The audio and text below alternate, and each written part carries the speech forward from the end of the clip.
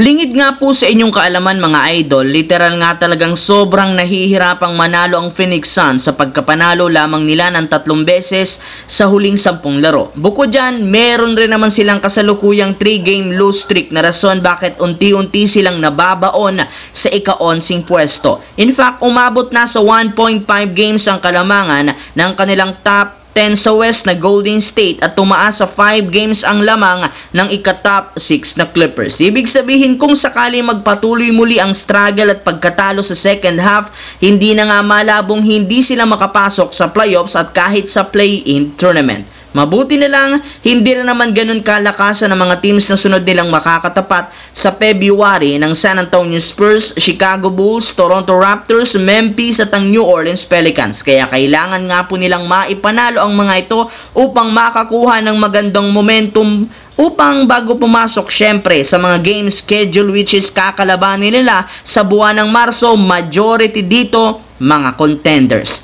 Samantala, pinag-uusapan nga po ngayon ang posibleng pagkuha ng Los Angeles Lakers ng isang pambagong sentro since hindi nga sapat ang naiaambag ni Alex Len sa opensa at depensa.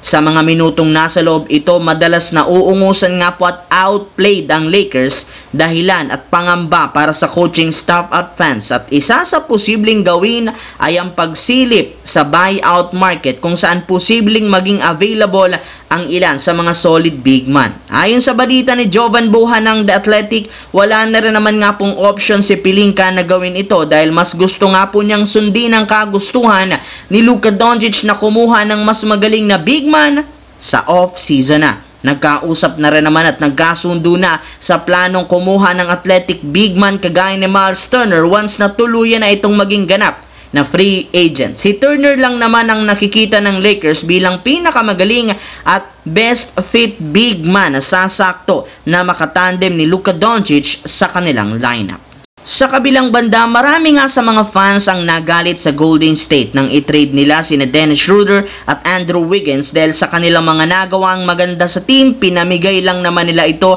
sa trade deadline. Pero ayon sa isang analyst, imbis na mainis sa mga fans ni Schroeder at Wiggins, dapat nga daw na magpasalamat pa ang mga ito. Bukod sa katotohanan na hindi sila mahihirapan sa pagbubuhat sa Golden State, maganda nga po ngayon ang pwesto ng mga ito sa kani-kanilang team na Detroit Pistons at Miami Heat na parehong contender sa East. Sa parte ni Schroeder, mas maganda nga po ang role nito bilang backup point guard ni Cade Cunningham kung saan siya ang magdadala ng opensa sa bench. Pagdating naman kay Wiggins, maayos nga siya ditong nakakapaglaro bilang starting small forward kung saan mas nagagawa niya nga dito ang mas madaming mga isolation plays dahil kay Coach Erik Spoelstra. Anong masasabi nyo dito mga idol sa dalawang bagong player ng Miami Heat at Detroit Pistons?